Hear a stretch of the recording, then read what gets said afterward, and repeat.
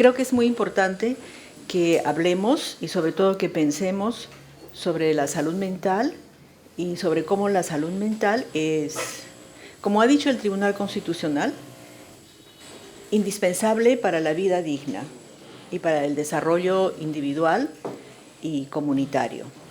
Nosotros tenemos severos problemas de salud mental y como le dije, le agradezco la convocatoria. Sin embargo, me gustaría hacer notar que siendo 50% mujeres en el país, de 15 convocados, solamente 4 somos mujeres. Esa es una de las aristas, creo, que contribuye a que nuestra salud mental esté debilitada. Muchas gracias.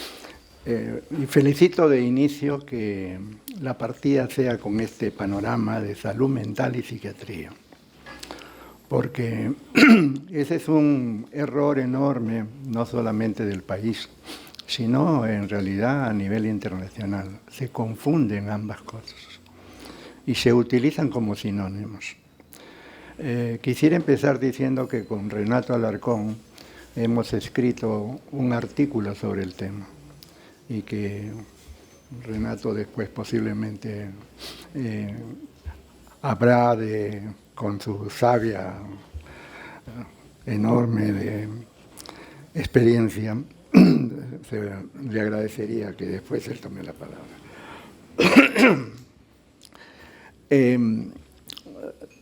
Psiquiatría, como concepto, es una rama de la medicina, es una especialidad médica que solamente practican con liderazgo propio los psiquiatras, que tienen que ser previamente médicos.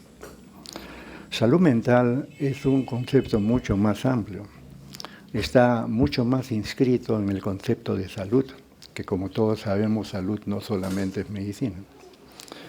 Cuando hablamos de salud mental, estamos integrando psiquiatría, pero cuando hablamos de psiquiatría, no siempre estamos hablando de salud mental.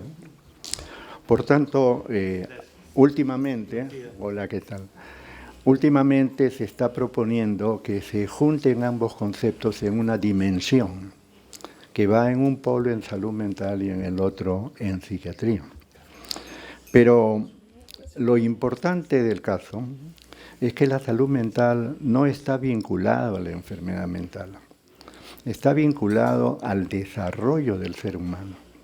El que tiene salud mental se desarrolla sus máximos elementos, por supuesto sobre la base de su genética, pero eso tiene que ver más en cuanto a su manejo con educación y no necesariamente con medicina. Por lo tanto, confundir las ambas, que es lo que ha pasado en nuestro ministerio, siempre reduce los presupuestos y siempre se dice salud mental, pero se habla de depresión, se habla de ansiedad, se habla de todo. Pero todo eso es psiquiatría y eso nos confunde. Porque, ¿cuáles son los problemas de salud mental? Son problemas multisectoriales, son problemas poblacionales y generalmente temas que afectan a la sociedad y afectan al país. ¿Cuál es el problema fundamental actualmente en el Perú? Es la corrupción, una corrupción generalizada que no es una enfermedad y nadie se ocupa de ella, nadie la investiga. Entonces, ¿cómo nos defendemos? Y finalmente, para no extenderme mucho en el tema, desde que la salud mental está vinculada al desarrollo humano, tenemos que reforzar el desarrollo humano desde su comienzo. Quien forma al ser humano no es la genética, es la sociedad. Y por tanto, si la sociedad no lo forma bien, porque cada sociedad es una fábrica de seres humanos, y por tanto, si no lo hacemos bien, lo que vamos a resultar son consecuencias negativas para todos. Entonces creo que hacer esa diferencia me parece que es fundamental. Sí, es verdad que la salud mental y la psiquiatría son cosas completamente diferentes.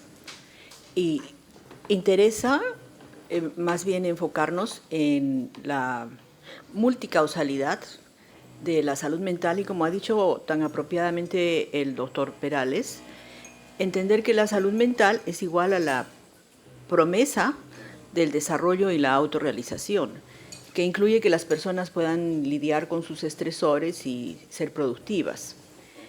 Y para eso, como también ha dicho el doctor, es bien importante enfocarnos en los primeros años de la vida y probablemente en el periodo intrauterino, y tomar en cuenta que ya conocemos mecanismos que llamamos epigenéticos, mediante los cuales las condiciones de vida de las mujeres se transmiten a su progenie. En ese sentido, creo que la salud mental depende un poco de la genética, otro poco del ambiente en el cual se desarrolla el ser humano, que depende parcialmente de su familia y parcialmente del Estado, pero también depende de la exposición al trauma. Y en este país nosotros tenemos demasiada exposición al trauma y no lo trabajamos, lo dejamos pasar. El trauma del conflicto del terrorismo, antes de eso el trauma del gran terremoto de Huaraz, que todavía hay gente que vive con eso. Luego hemos tenido el trauma de la pandemia y todos los días tenemos el trauma de la violencia contra niños, niñas, adolescentes y mujeres, que crecen afectados en su capacidad de desarrollar adecuadamente. De modo que cuando hablamos de salud mental, nosotros tenemos que hablar de cómo disminuir la exposición al trauma de los más jóvenes y cómo atender las necesidades de quienes ya han estado expuestos a todos estos traumas que he descrito. Muchísimas gracias a Max por la invitación y por la, yo diría, brillante idea de convocar a un grupo de profesionales involucrados en la salud mental en el país y con deseo de hablar clara y francamente respecto a diversas situaciones. Es obvio que tanto en relación a psiquiatría, manejo psiquiátrico, como práctica clínica, especialidad médica, como en relación a salud mental, campo sumamente amplio, como lo han explicado, vinculado a salud pública enormemente y vinculado a otros aspectos, ha habido numerosísimos pronunciamientos, tanto a nivel local como a nivel nacional, continental y mundial. Hace poco, la Organización Mundial de la Salud ha emitido el Atlas de la Salud Mental del año 2024 a nivel mundial. Acaba de salir, o hace muy poco, se ha publicado un amplio documento y eso exterioriza, refleja una vez más el interés que desde su punto de vista tienen estas instituciones que no dejan de ser burocráticas y por lo tanto emitir pronunciamientos a veces demasiado formales, pero existen y es importante conocerlos. Otro punto muy importante a lo largo de la historia reciente de nuestro campo, creo yo que es la cada vez mayor, no digo absoluta ni perfecta, cada vez mayor integración multidisciplinaria en el manejo y en el enfoque de salud mental y más concretamente en el manejo de psiquiatría, que cada día pasa a ser una disciplina también múltiple, en el sentido de que no se trata solamente de psiquiatras, los que hacen psiquiatría, y eso es muy importante. La integración. Se ha mencionado también implícitamente otros dos conceptos, prevención y promoción. Yo creo que es muy importante cultivar prácticas, conceptos, ideas e implementación de todo esto con miras a prevenir la ocurrencia de cuadros, no necesariamente enfermedades mentales, sino predisposiciones, susceptibilidades individuales, colectivas, etc. Y promoción, ya que los poderes públicos, las entidades públicas y privadas, los profesionales, la comunidad, tiene que aprender a efectuar actividades que promuevan la salud mental. no solamente esperar que no ocurran problemas en la salud mental, sino que esta salud mental sea mucho más fuerte y vigorosa.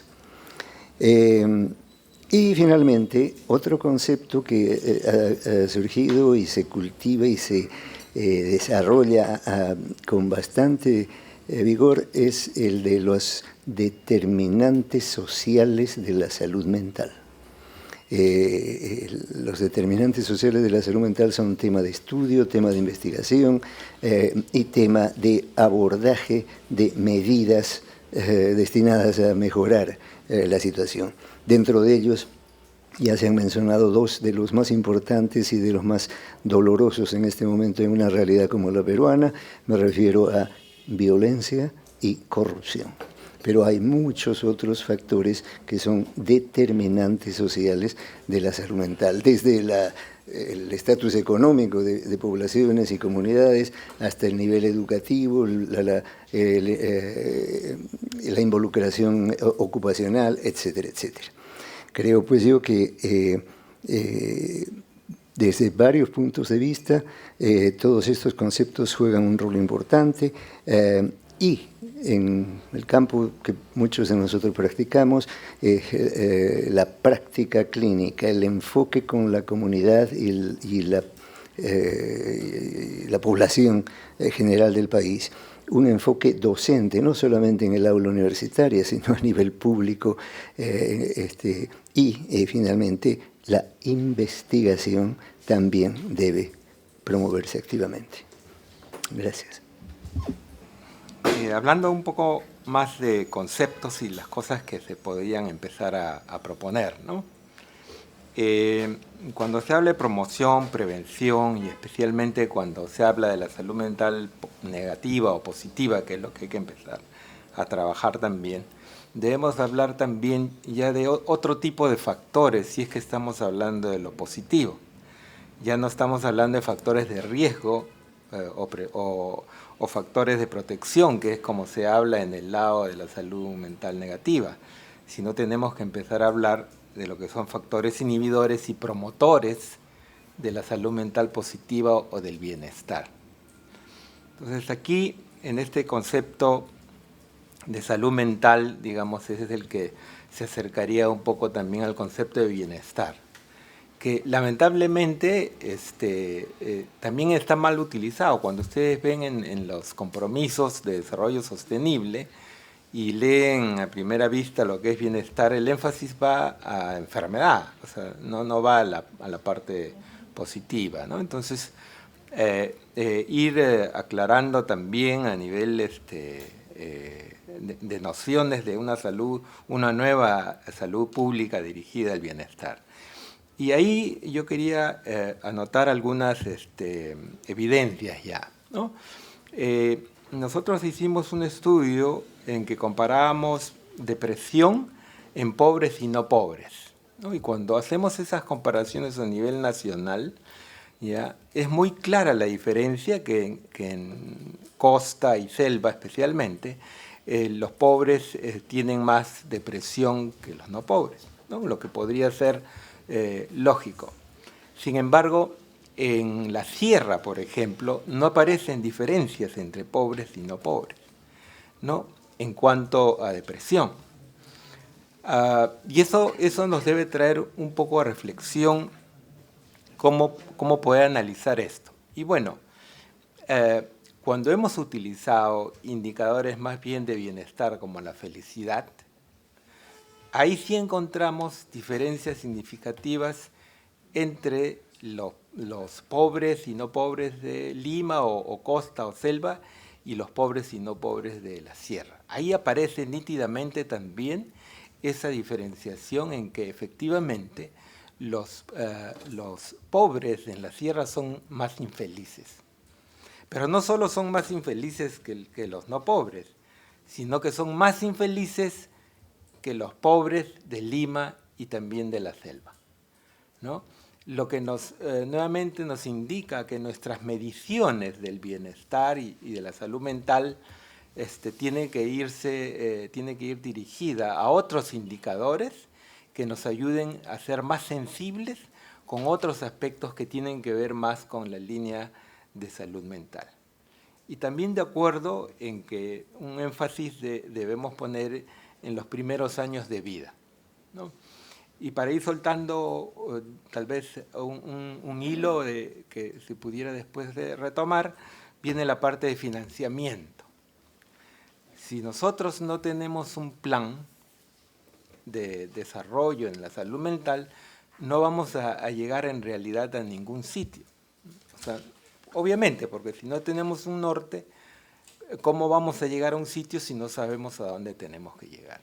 Y segundo, es que el plan, de todas maneras, tiene un costo. Y si nosotros no vamos al financiamiento y superamos el 2 o 3% anual que se le asigna a la salud mental todos los años, y no llega a subir de ese porcentaje, a pesar de que la carga de movilidad está 3 o 4 o 5 veces más alto que eso, no vamos a poder hacer nada si no hay financiamiento. Por más que hablemos, por más que demos ideas, si no hay financiamiento, no se va a poder avanzar. Ese es lo que podría yo ir diciendo. Si hay algo que caracteriza a los profesionales de la salud mental es pues la capacidad de dialogar. Y si esta, de algún modo, parece perderse esta capacidad de diálogo en amplios sectores de nuestra sociedad, es bueno que nosotros nos reafirmemos en que necesitamos debatir respetuosamente en un marco de tolerancia, exponer nuestras ideas y ponernos de acuerdo en lo posible para mejor cumplir la misión que tenemos como profesionales médicos. Me place que se haya empezado intentando subrayar la delimitación conceptual entre salud mental y la psiquiatría.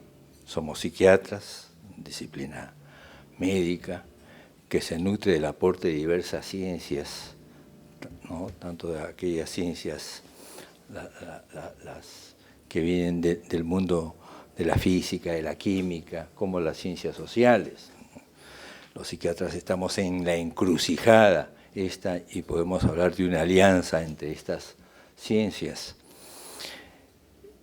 Siendo importante la delimitación conceptual, creo que habría que subrayar que, como decía Mariate y Javier, en la mejor tradición de la psiquiatría peruana está esta preocupación por el contexto sociocultural y la necesidad de que los mismos médicos tengan una clara conciencia de que hay un componente psicológico, ¿no? Uno. Y dos, hay necesidad de partir de los hechos, de modo que los estudios epidemiológicos son fundamentales para saber qué terreno estamos pisando y cuáles son las posibilidades de nuestra actuación. Y finalmente, como nada es gratuito, todo cuesta, hay que tener en cuenta el financiamiento y agregaría la capacidad de gestión, ¿no? Porque se ha mencionado como a veces hay dinero, pero es mal utilizado, corrupción, ¿no? Y también muchos de los directivos y políticos que tienen que diseñar las políticas no siempre se nutren de la experiencia de aquellos que conocen el tema.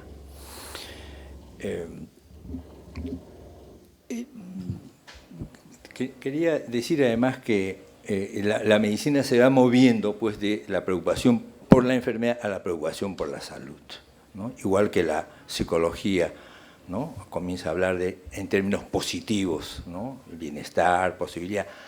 Pero con la I entre algo diré que los médicos no vamos a procurar la felicidad de nadie. Eso no es. Hay una serie de factores que tienen que tenerse en cuenta para que las personas puedan alcanzar la felicidad. Lo que puede hacer la sociedad, en ello alguna participación tenemos, es proveer las oportunidades para que las personas puedan realizarse, incluyendo que hay un factor, el azar, ¿no? Que a veces juega a favor y a veces juega en contra.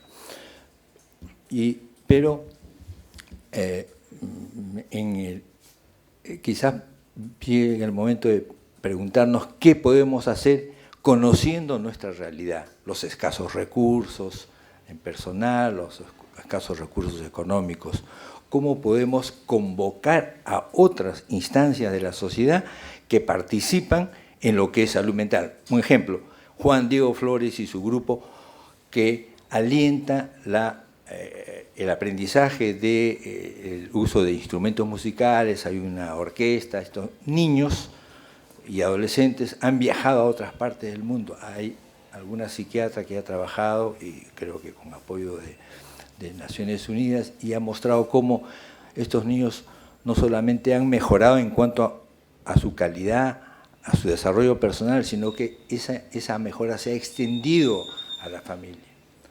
Alguna vez León Trachtenberg publicó un artículo sobre la labor extraordinaria que realizan profesores en los pueblos jóvenes, profesores que tienen una clara conciencia de su misión, que velan por el desarrollo de los niños, y en medio de la pobreza han podido lograr que muchos de esos niños y sus familias tengan otra visión de sí mismos y del mundo. De modo que eso es algo que nos interpela a los psiquiatras. Estamos convocándolos, estamos llegando a ellos, estamos coordinando con ellos. ¿Cómo podemos hacer para que la acción social se vaya de la mano con la acción sanitaria? Y nosotros como psiquiatras tendremos algo que hacer en lo que es prevención, tratamiento y rehabilitación de las enfermedades mentales. Como no está Yuri Cutipé y no está Yuli Caballero, voy a hablar sobre la financiación. Es fácil decir que hay escasos recursos. Los peruanos siempre estamos aduciendo miseria. En 2008 hasta 2013, el Tribunal Constitucional emitió sentencias respecto de casos de personas con enfermedades psiquiátricas cuyos derechos habían sido vulnerados. Y dijo claramente que en la última sentencia que la salud mental es indispensable para la vida digna, que no basta con que las personas estén vivas, o sea, que se les cuide la salud física, sino que había que proporcionarles salud mental para que tuvieran el goce de sus derechos, la capacidad de desarrollar individual y comunitariamente, y el acceso a la vida digna. Y que se declaró inconstitucional el estado de cosas de la atención de salud mental en el Perú. Y le ordenó al Ministerio de Salud que vea de dónde saca dinero, o sea, pídase un crédito para que mejore la salud mental. A partir de entonces, ha habido un incremento en el presupuesto de salud mental. Pero además, empezaron con los centros de salud mental comunitaria, que han sido un éxito, y todos los años abren más centros de salud mental comunitaria, ahí está Yuri. De modo que antes, cuando nosotros veíamos un paciente en un hospital nacional que necesitaba atenciones de psiquiatría, había que mandarlo al Arco Herrera y ahora hay que mandarlo al Centro de Salud Mental Comunitario de su zona. Y las cosas han mejorado enormemente. De modo que ir diciendo que no hay recursos, hay que decirlo con cuidado, porque sí hay más recursos y el presupuesto de salud mental ha aumentado significativamente. En cuanto a que el tipo de trabajo que nos toca hacer, los psiquiatras hacemos prevención secundaria. Encontramos a los enfermos y los curamos. Y hasta hace muy pocos años, en psiquiatría en general, es lo único que teníamos evidencia que se podía hacer. Muchas acciones de llamada promoción carecen de evidencia y son un desperdicio del tiempo y de los recursos. Pero a partir de los estudios en el año 2000 de la importancia de los eventos adversos tempranos sobre la salud física y la salud mental, empieza una línea de investigación que ha producido algunas publicaciones importantes por ejemplo la del doctor Arango del 2014, donde nos muestra que sí se puede hacer prevención primaria en salud mental. ¿Pero dónde?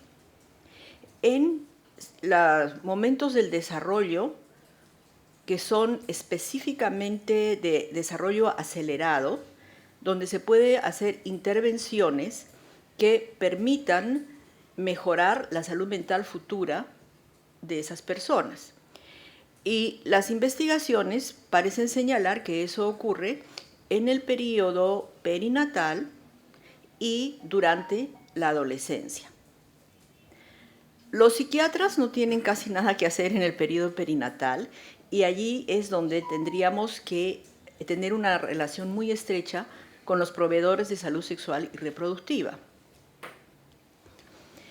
Y cuidar que disminuya la violencia contra las mujeres durante toda la vida, que hace daño durante el periodo en que ellas están embarazadas. Y luego tenemos el periodo de la adolescencia, donde el sistema escolar, aparte del sistema de salud, el cual tiene que entrar a tallar para proteger la salud física y mental de los adolescentes, que incluye tener el acceso a educación de calidad que les resulte estimulante para que no vayan a las drogas o a embarazarse antes de tiempo. Eso quería decir. Buenos días. Primero agradecer la invitación. Como docente, y creo que voy a hablar un poco más de competencias a adquirir, creo que es bien importante que los estudiantes de medicina adquieran las competencias sobre psiquiatría, ¿no? La OMS acaba de sacar una guía en relación a las competencias que todo estudiante de medicina debe tener en relación. Ellos dicen salud mental, neurología y abuso de sustancias, pero estando en contacto con los alumnos, y aquí quiero unir estos dos conceptos que se habla ahora, a pesar de que es importante que adquieran las competencias de psiquiatría y todo estudiante, pero si no hay una buena salud mental de nuestros estudiantes, eso no es posible, ¿no? Y esa salud mental no se adquiere en la universidad, digamos, esa salud mental se adquiere desde antes. Y si no empezamos a trabajar desde los niños, evitando la violencia, creo que no vamos a lograr nuestro objetivo, que en realidad todos los estudiantes puedan tener las competencias y poder aplicarlas de la mejor manera, ¿no? Entonces creo que esta reunión es muy importante justamente para ver eso, ¿no? Cómo asegurarnos que los estudiantes, y sé que el doctor Perales ha trabajado mucho con estudiantes de medicina y tiene información importante de cómo ya llegan con unas características que hacen más difícil que adquieran las competencias, ¿no? Entonces, eso es lo que quería comentarles. Ante todo, agradecer la invitación para participar en este conversatorio y decir que me siento halagado de compartir este momento con colegas tan selectos. Se ha mencionado como problemas de salud mental principales la corrupción y la violencia, ¿no? Y la necesidad de contar con recursos. Pero esos problemas, digamos, son bastante complejos. Y yo creo que pretender que el Ministerio de Salud se encargue de esto es muy limitado, porque esto compromete, digamos, no solamente al Ministerio de Salud, sino a una acción intersectorial donde deberían participar varios ministerios. Y debería haber una política de Estado, ¿no? Clara y comprometida, ¿no? Porque las acciones o las iniciativas particulares tienen efectos muy parciales o no tienen efecto. A lo largo de los años yo he visto diferentes spots que están dirigidos para, digamos, controlar la violencia contra la mujer y en vez de disminuir ha aumentado. Han habido toda una serie de spots para fomentar lo que son los valores en las personas y la corrupción en vez de disminuir ha aumentado. Entonces, si no hay una política de Estado donde se fomenten diversos tipos, digamos, de intervenciones, los efectos, digamos, parciales van a dar efectos solamente parciales. Ahora, los gobiernos regionales tienen recursos que lamentablemente se gastan en corrupción o se devuelven al Estado por falta de capacidad de gasto. Entonces, yo creo que los gobiernos regionales podrían tener acciones en salud mental. Hay gobiernos regionales que no saben en qué gastar y no tienen la más mínima idea en que salud mental es un área donde se puede invertir y donde se necesita invertir. Entonces, yo creo que tiene que haber una política de Estado fuerte, si no los esfuerzos que se puedan hacer van a tener algunos resultados, pero que van a ser mínimos, ¿no? Si queremos erradicar completamente la corrupción o por lo menos que disminuya a niveles, digamos, mínimos, y queremos también controlar la violencia, que no solamente es la violencia contra los grupos vulnerables, ¿no? La mujer, los niños. Ahora todos estamos expuestos a otros tipos de violencia, ¿no? Sicariato, robos, secuestros. Eso sí ha aumentado, en los últimos años ha aumentado grandemente. Y no hay una política dirigida al control de este tipo de violencia. Gracias. Quiero añadir una capa más a lo que han comentado los colegas, ¿no? Y es las dificultades del sistema propio de salud que tenemos. Un sistema partido, fraccionado, ¿no? Yo no, por lo menos no, cuando llevé unos cursos de la maestría, son pocos los países como el Perú donde hay pues, más de 20 tipos de sistemas de salud, ¿no? Yo trabajo actualmente en la seguridad social, ¿no? Y puedo hablar de la experiencia que estamos teniendo a ese nivel, que es bastante compleja, ¿no?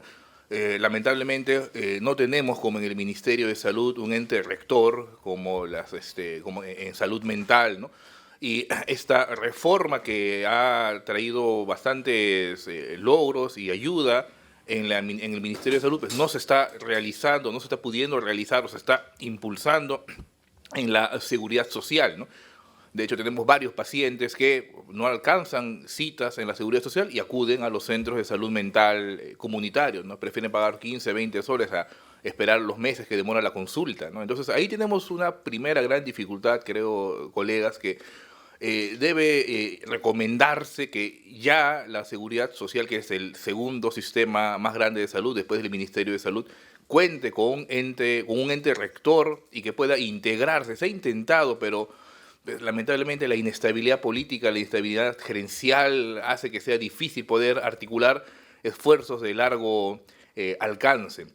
Yo creo que es importante que se pueda puntualmente indicar eso, ¿no? Al Ministerio de Trabajo, que se formule, se plantee, se ponga sobre el tapete que debe haber una autoridad que dirija, porque acá el tema es que se dirija y se integre, para que estos recursos que, como dice la doctora Rondón, sí están los recursos, solamente que se van por aquí, por allá, por cualquier otro lado, se gastan en cosas que no tienen evidencia científica, ¿no?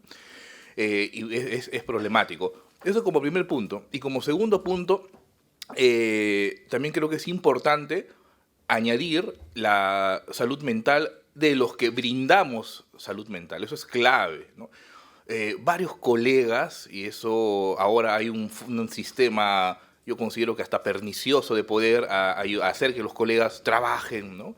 Un médico acaba sus 3 años de psiquiatra y quiere ya pues, trabajar, ¿no? Y hay estos contratos por locación de servicios, contratos por terceros, que es una precarización laboral absoluta. Entonces, un profesional, ¿cómo va a poder brindar salud mental si él mismo no se siente seguro, satisfecho, bien, estable laboralmente?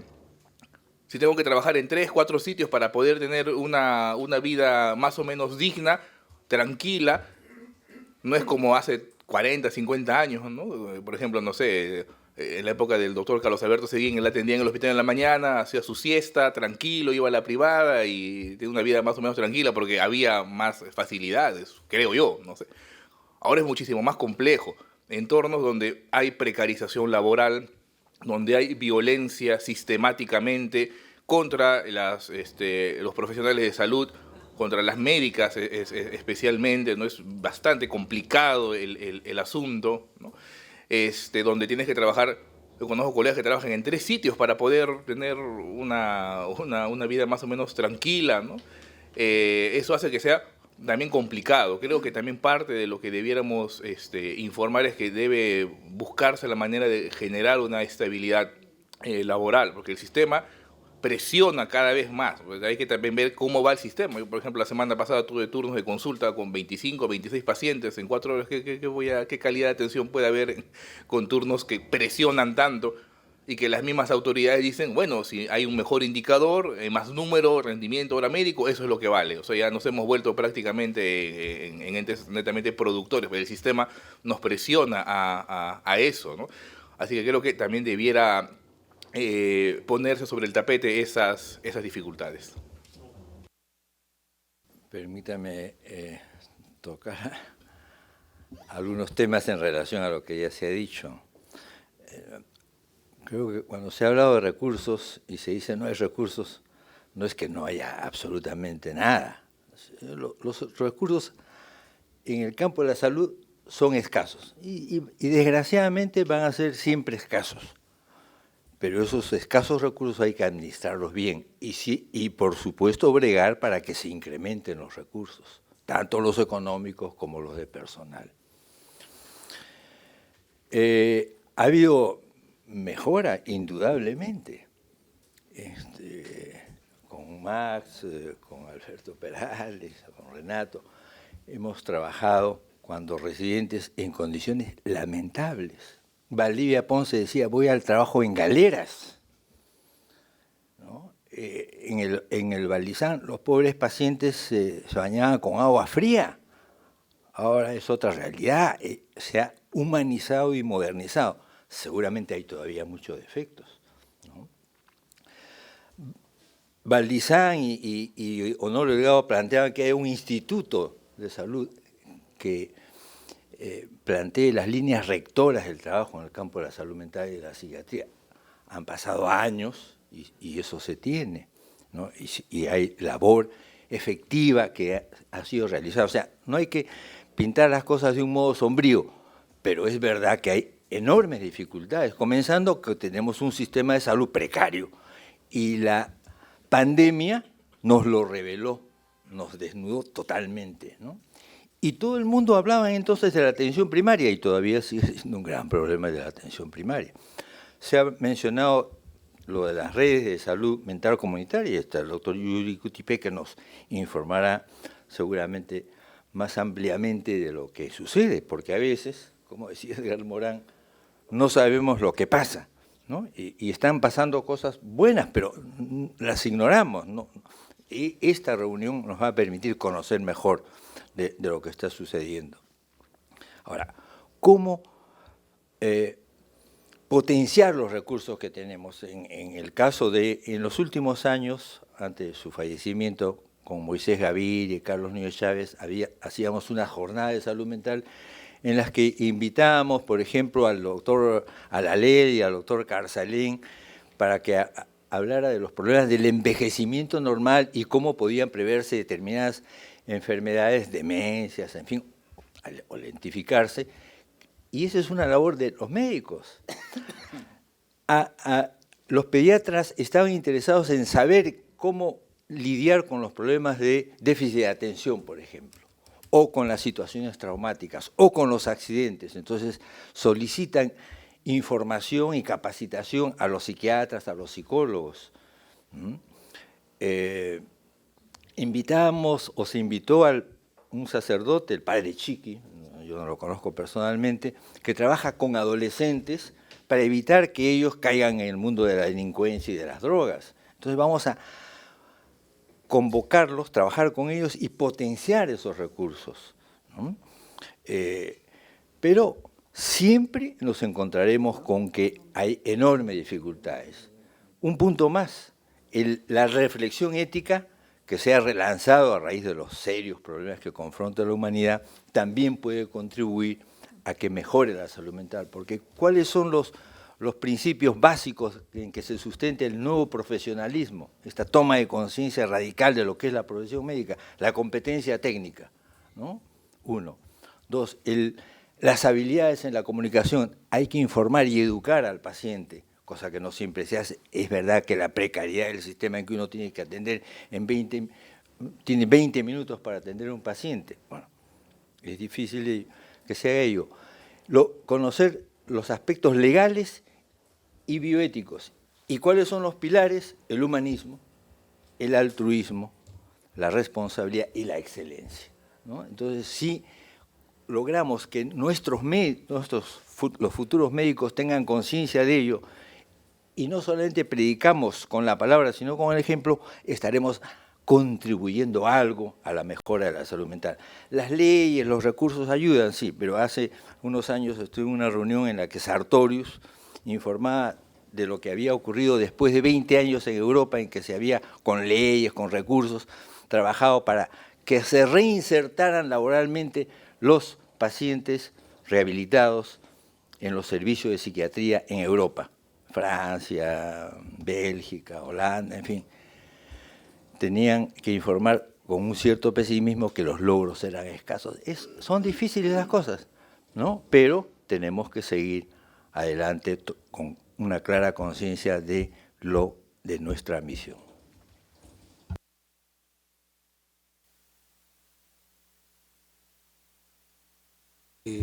Primero, demos la oportunidad de que hablen todos los presentes antes de volver a...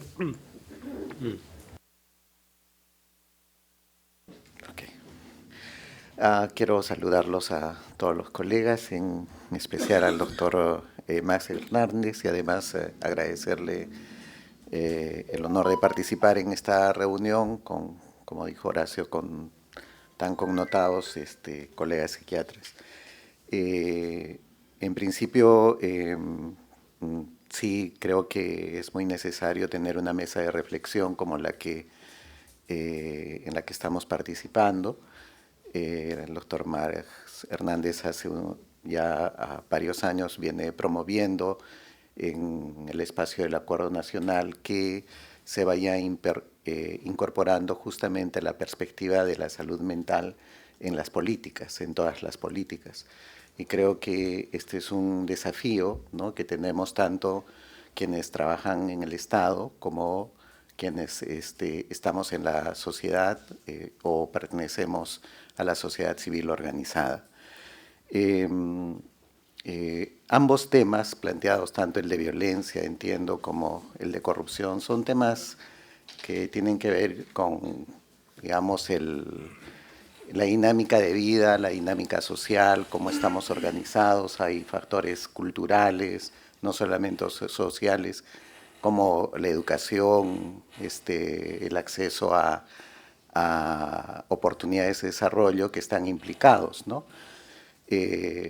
Y creo que dentro de ello, que desde la salud mental podamos tener no solamente una voz, sino también una propuesta, ¿no?, creo que puede ser importante. Hace muchos años, donde me formaba como psiquiatra, alguien me preguntó de otra especialidad, y los psiquiatras tienen posición política, ¿no? Y bueno, y fue una pregunta no provocadora, sino en el fondo provocadora, obviamente, pero sí era una pregunta desafiante, ¿no?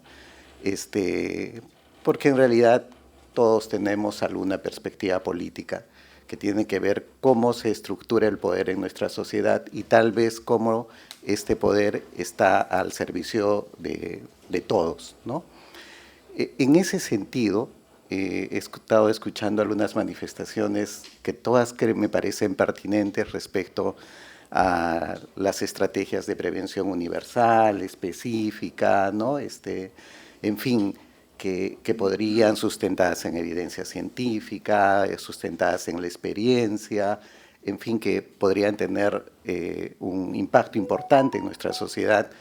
Sin embargo, creo que ya desde mi experiencia en el Estado, como gestor del Estado, como algunos de nosotros, ¿no?, y como muy bien lo dijo el doctor Mendoza, los recursos en salud, ¿no?, en realidad nunca van a ser suficientes, ¿no?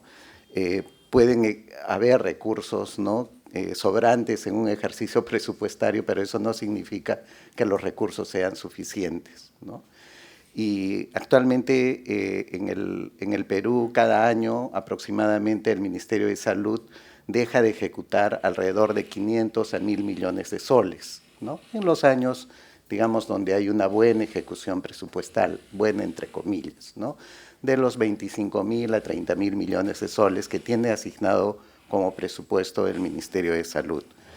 Sin embargo, y también ocurre con los gobiernos regionales, ¿no? que hay una devolución o no gasto del presupuesto, pero que tiene que ver con los candados que tiene el ejercicio, el manejo presupuestal en el nivel regional. Desgraciadamente, los gobiernos regionales, por las leyes que existen, no tienen un margen de maniobra, por ejemplo, para contratación de personal, ni en educación, ni en salud, o sea, no tienen ese margen de maniobra.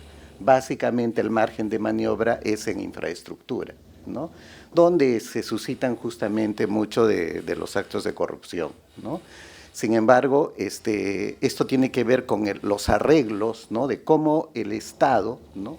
Se ha venido organizando y cómo capa tras capa se ha ido complejizando la gestión del Estado, ¿no?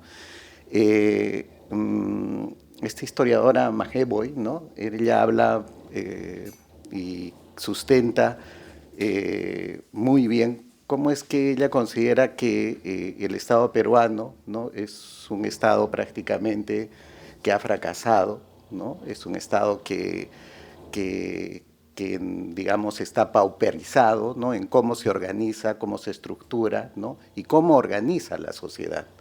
Y creo que ella habla del Estado fallido, ¿no? Y creo que es muy importante que en la reflexión podamos también ver este otro ángulo de la aplicación de las políticas públicas, ¿no? Un Estado fallido, en realidad, probablemente siempre tendrá políticas públicas fallidas, ¿no? Y es un Estado fallido que no ha podido organizar a la sociedad. Solo el 20, al máximo el 30% de la actividad económica, como todos sabemos, es formal. Nuestra sociedad no ha podido ser formalizada por el Estado.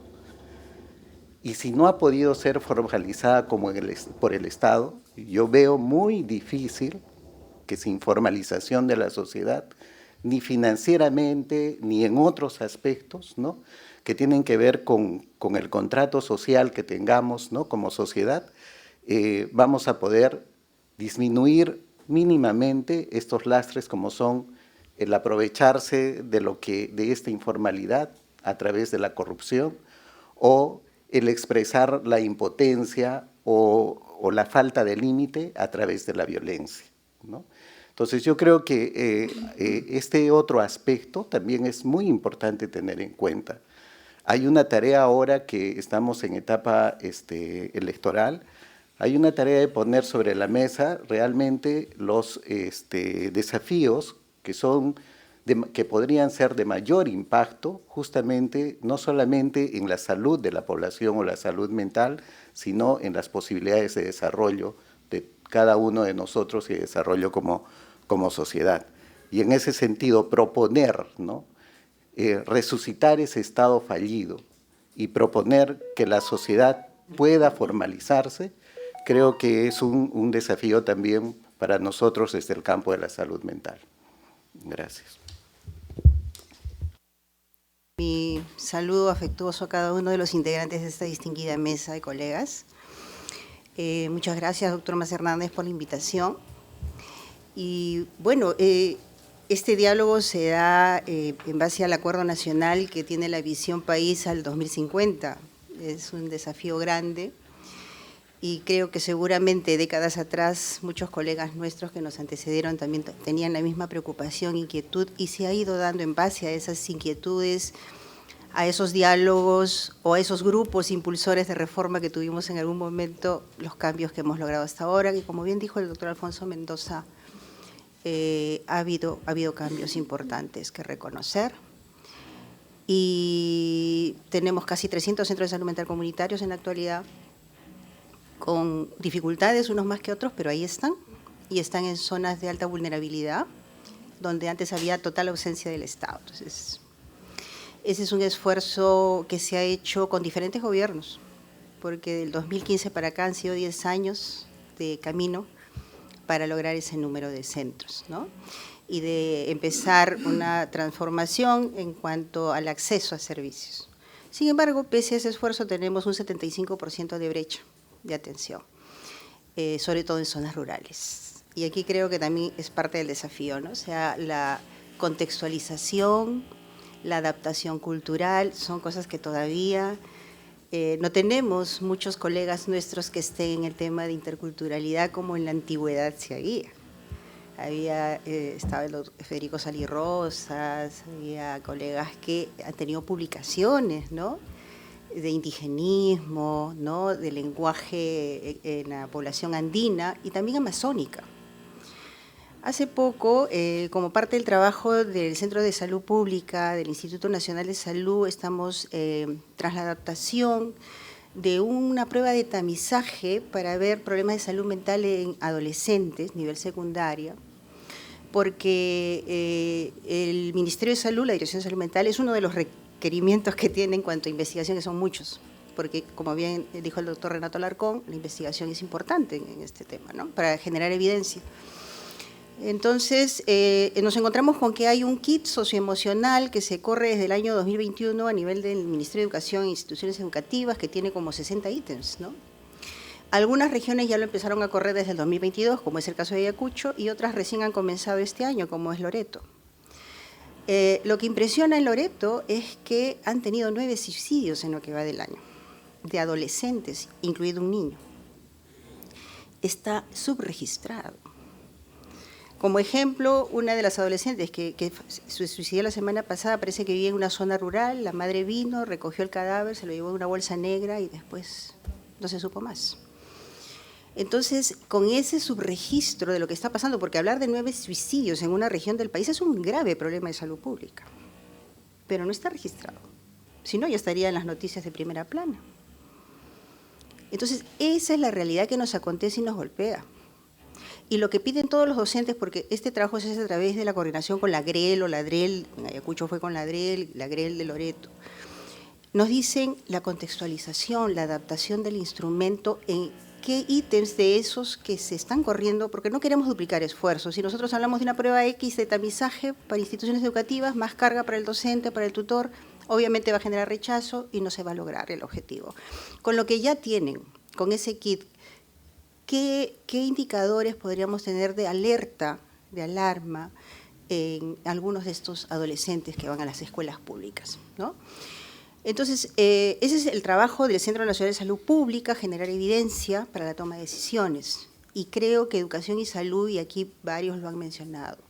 La OMS nos habla de que el 50% de problemas de salud mental se da antes de los 14 años. O sea, ahí se genera. Por tanto, la obligación nuestra es trabajar a ese nivel, como lo dijo la doctora Rondón, desde el embarazo, la gestante, una gestante maltratada, nace ese niño en una situación de maltrato, crece en una sociedad que maltrata, más allá del tema del hogar. Entonces, tenemos allí que hacer una abogacía, ¿no?, por una, y lo hacíamos desde hace años, desde el Ministerio, ¿no?, por una cultura de buen trato, ¿no?, tratando de hablar en positivo, ¿no?, por una cultura de buen trato, que parece que cada vez se aleja más de la sociedad nuestra. Esos condicionantes son innegables y están afectando mucho a nivel de regiones. Entonces, si acá en Lima nos espantamos con las cosas que estamos viendo, porque claro, acá el tercio de la población sigue acá, ¿no?, y sigue inmigrando. Migrantes internos y migrantes externos ahora, lo cual se complejiza más la situación. Pero en regiones la situación es alarmante porque pareciera que esta situación de vacío de los chicos y chicas porque los padres están trabajando o vienen de regiones alejadas y se quedan en una ciudad más grande para poder educarse, llega un momento en que tiene un punto de quiebre y van al suicidio. Entonces, creo que también tenemos que tener una capacidad de tener un sistema de registro de problemas de salud mental que sea realmente eficiente, que no esté como ahorita, que si no es porque nos comunicamos con educadores y con adolescentes de instituciones educativas, no nos enteramos. No nos enteramos. Entonces, es un sistema de registro. Otra cosa que se ha dicho acá es la intersectorialidad. Eso es educación. Lo que acabo de decir es lenguaje de educación. Esto no me lo ha dicho la DIRESA ni el Centro de Salud X, no. Esto es dato del Ministerio de Educación. Entonces, si con educación, que tenemos una obligatoriedad prácticamente de trabajar en conjunto, no dialogamos, y ellos también lo dicen. Salud hace algunas actividades y nosotros no sabemos. Igual ellos hacen actividades y salud ni se entera. Entonces, lo que estamos haciendo aquí, el diálogo, es un diálogo de intersectorialidad que tenemos que promover. Porque sí es cierto, como dice el doctor Cutipe, el Estado está en crisis, y lo sabemos todos. Pero en medio de esa crisis tenemos que hacer algo.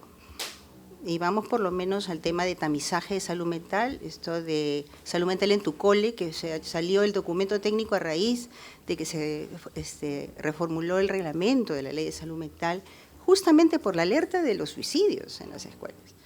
Y eso que hay su registro, pero hay alerta. Entonces, vayamos aterrizando ideas desde lo que nos compete. Como investigación en el INS vamos a trabajar el tema del instrumento para poder aportar por allí, ¿no?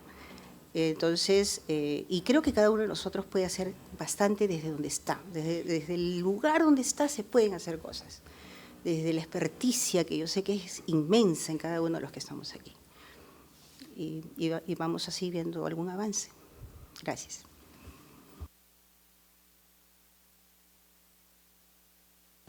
Buenos días con todos. Creo que nos hemos saludado varios al comenzar.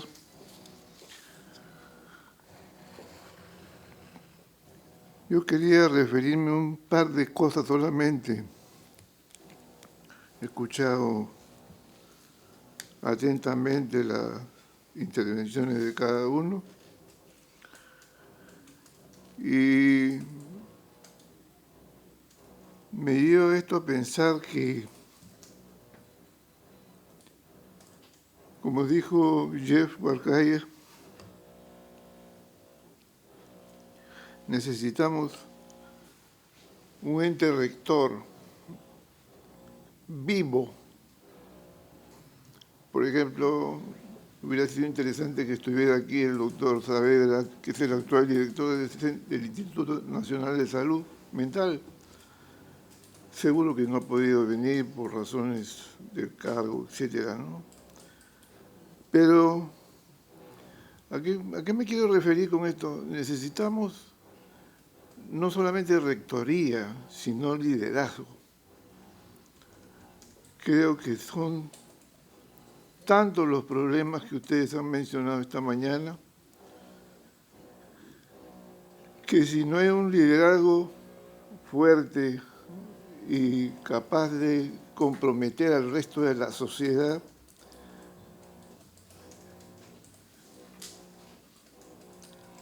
en un tránsito de la salud mental va a ser muy difícil. Y no solamente va a ser muy difícil en el sentido de su accionar, sino además que va a tener que pelear con los políticos, porque a la gente que se encuentra frente a un cargo, ¿cuánto tiempo va a durar?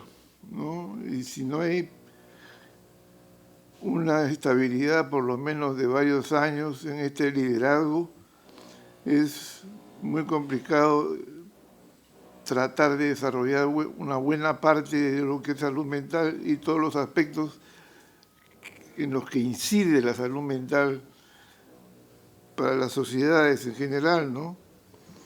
Entonces, esto sí me preocupa mucho porque si no logramos que defender estos espacios de diálogo, para comenzar, le diría al doctor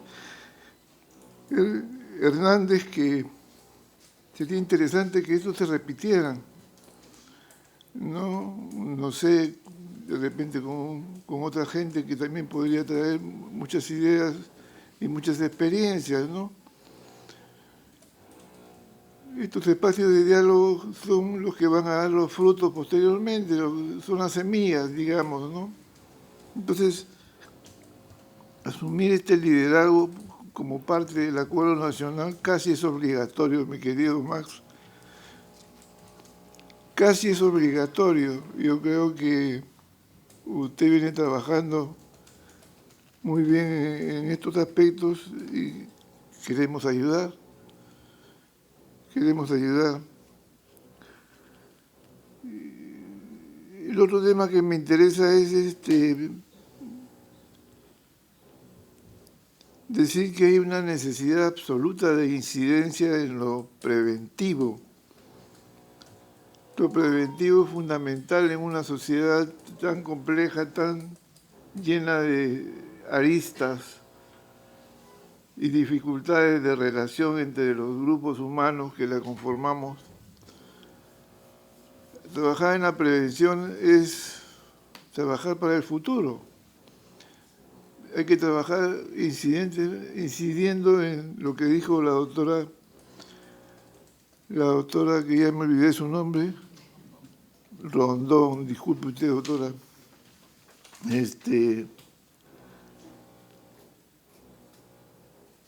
Trabajar en los aspectos perinatales y después por un espacio de acompañamiento por unos 4 o 5 años a los niños en general, con el trabajo interministerial, se llamará, supongo, o algo por el estilo, interdepartamental,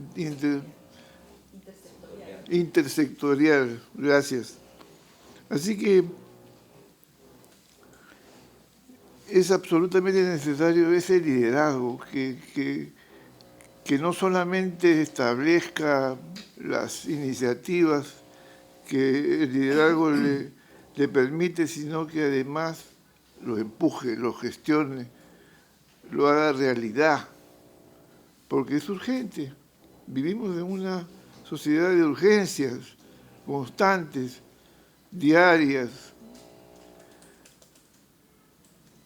y debemos responder de esa manera. Pienso yo que solamente puede hacerse eso con un liderazgo fuerte, defendido por las instituciones que estén alrededor de ese liderazgo, entre ellas la que yo represento hasta fines de este año.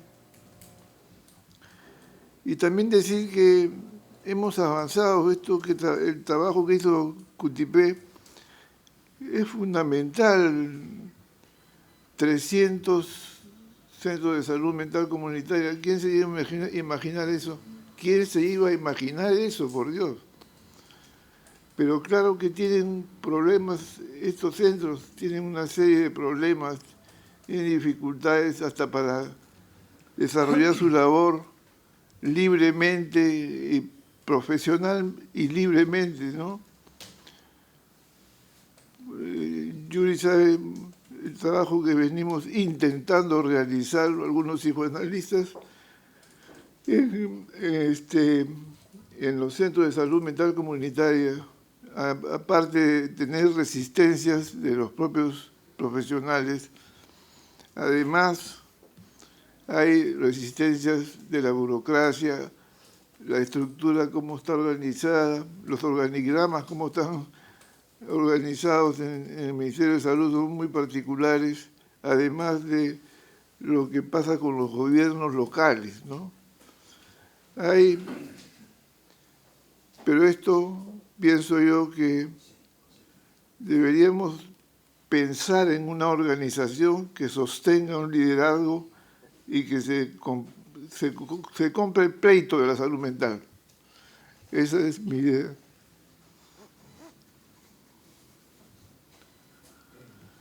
Se ha avanzado, entonces, con el trabajo de Cutipé se avanzó significativamente. Hay que ahora que mejorar eso de manera sustancial. Creo que podría ser un buen primer paso, mejorarlo, darle más espacio, darle mejores condiciones de trabajo, etcétera. Y creo que por ahí podría comenzarse a dotar de condiciones distintas en la incidencia social que puedan tener estos centros de salud mental comunitario. Hasta ahí nomás. Bueno, en primer lugar, muchísimas gracias. Yo quisiera intervenir brevemente, ya que se ha hecho referencia al Acuerdo Nacional. En primer lugar, quiero decir que el Acuerdo Nacional también ha sufrido los efectos de la polarización, de la radicalización de los puntos de vista, y lo que era un espacio de diálogo en que se podía decir todo, pero de manera cortés, correcta, ha sufrido incluso las erosiones de un clima sumamente difícil, por decir lo menos. No obstante, en el Acuerdo Nacional hemos intentado algunas cosas, hemos intentado ver el tema de la informalidad. Es un tema enormemente complejo. Tenemos 30 reuniones o más con grupos de trabajo diversos en diversas regiones y no llegamos a una lógica consensuada. Donde sí hemos logrado algunas cosas, y le digo a la doctora Rondón que en la Secretaría Ejecutiva del Acuerdo Nacional hay 4 mujeres, están presentes 3, y somos 2 hombres. Así que no es tan bueno tampoco, ¿eh? Bueno, pero para decirle que hay también una permanente atención a los temas de la igualdad de género, que creo que son un asunto absolutamente central. Un esfuerzo que estamos haciendo y que creo lo voy a mencionar porque toca a todo lo que se ha dicho en esta reunión, es que estamos impulsando una política sobre el desarrollo infantil temprano. Los fundamentos mismos de la salud mental están ahí, pero nos tropezamos con alguna suerte de petrificación de perspectivas. Cuando hablamos, por ejemplo, de infancia temprana, solo se nos menciona lucha contra la anemia y la malnutrición.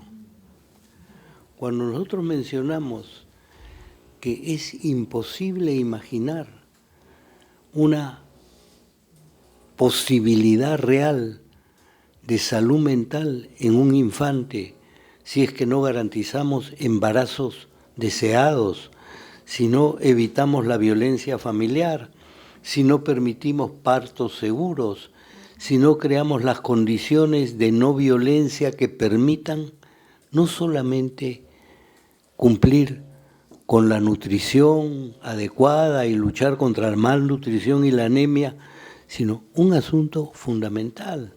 Todos sabemos que sin un apego saludable, lo que sería el buen trato desde el primer momento del nacimiento, no podemos garantizar los cimientos mismos de la salud mental. Pero ¿quién vela por los niños en toda esa etapa perinatal que, como ha dicho la doctora Rondón, es algo en lo cual podríamos ejercer una prevención inmediata, primaria e importante? ¿Qué podemos hacer en ese sentido?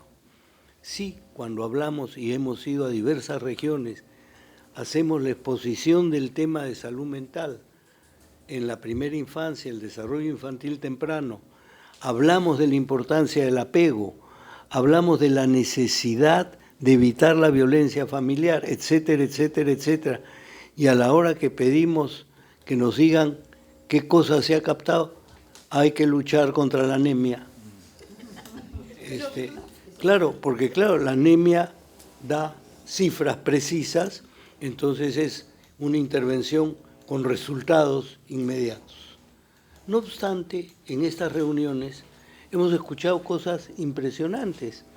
Una madre, al terminar una exposición, nos dijo a los que estábamos coordinando la mesa del Acuerdo Nacional, o sea, usted quiere decir, dijo, que así como la nutrición y la lucha contra la anemia es el alimento del cuerpo, usted dice que el apego, eso que usted llama apego, porque también el nombre es bien antipático, ¿no?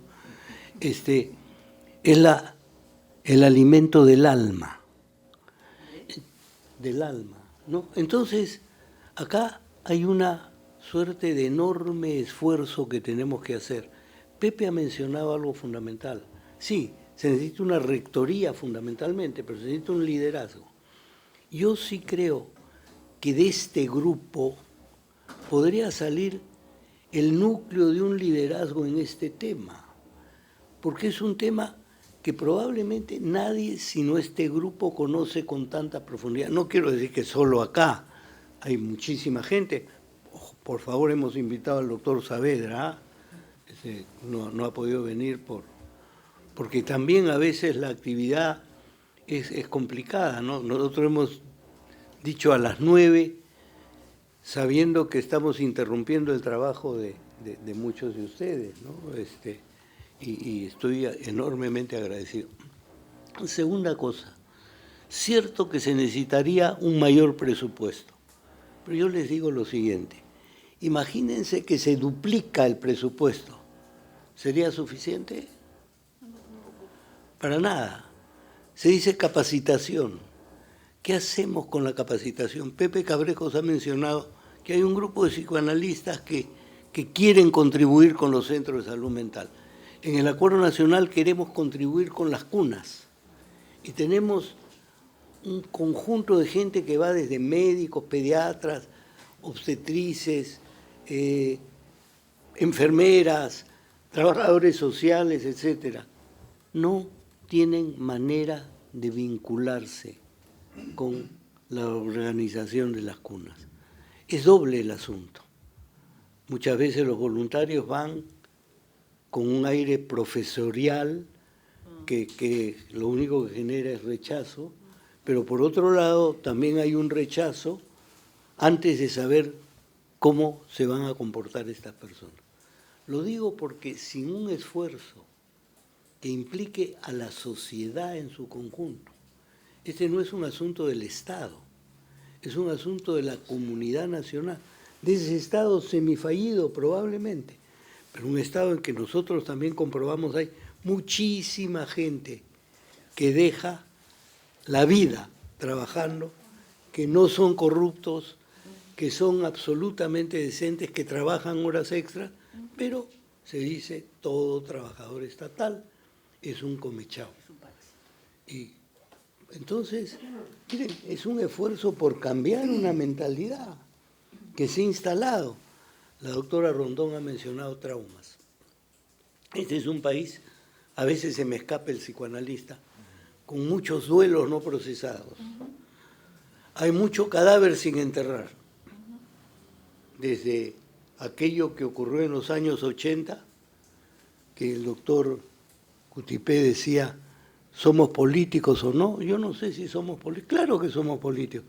Pero cuando yo digo lo que pasó hace 80 años y digo la guerra interna, usted es un terruco. No, el terrorismo, usted es un militarista fascista. Entonces, ni siquiera tenemos la capacidad de nombrar lo que pasó en la historia. Entonces, ¿cómo vamos a poder lograr procesar los duelos? Entonces, sí creo que hay temas enormes, pero creo que si este grupo asume la fuerza que hay acá presente y decide, vamos a seguir reuniéndonos, eso sería muy importante, no porque lo convoque el Acuerdo Nacional, que nosotros queremos convocar, pero también nos dicen, ustedes son puro bla, bla, bla, ¿no? Sí, y nos dicen, cosa que es también cierta, cuando tratamos de coordinar las múltiples iniciativas en pro de la primera infancia, donde esta, por supuesto, no conversa con esta, esto estaría feo, pero esta se odia con esta, que ya es un poquito más complicado, ¿no?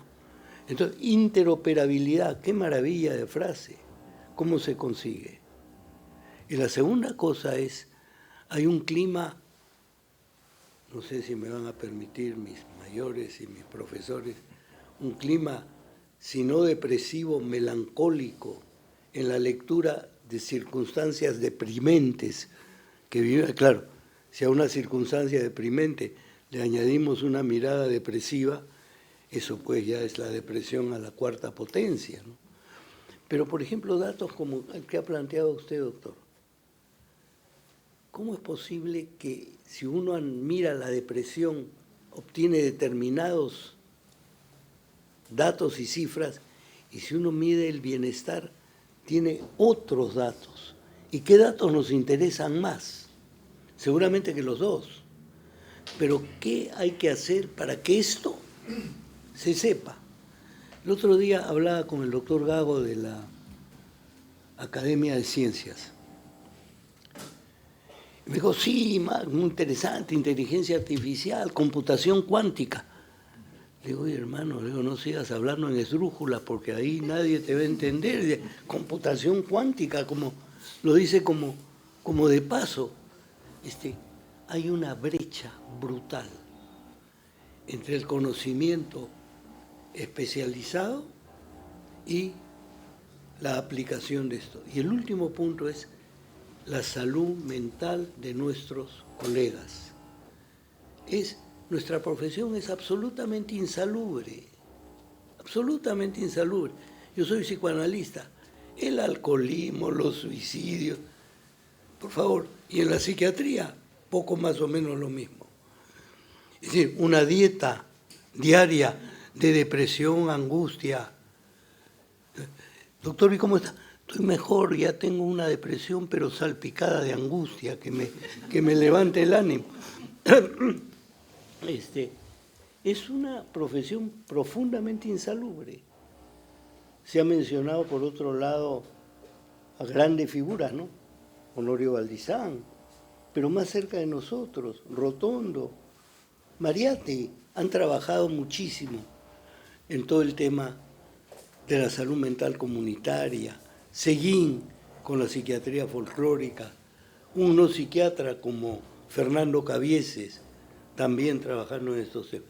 Entonces yo los instaría a que de acá salga algo que este grupo, que podría invitar a alguna gente, no han podido venir, les vamos a pasar la lista, pudiera decir, ¿saben qué? Vamos a reunirnos y nos vamos a proponer.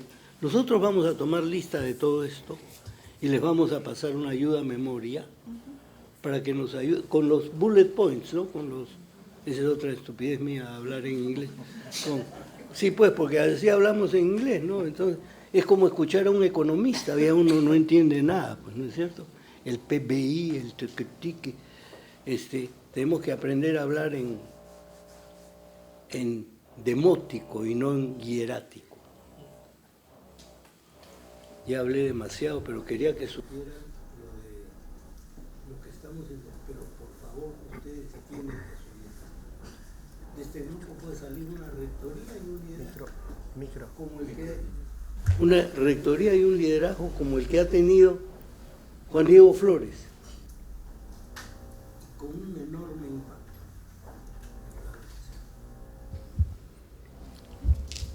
impacto. Yo propondría que, obviamente, lo que está planteando,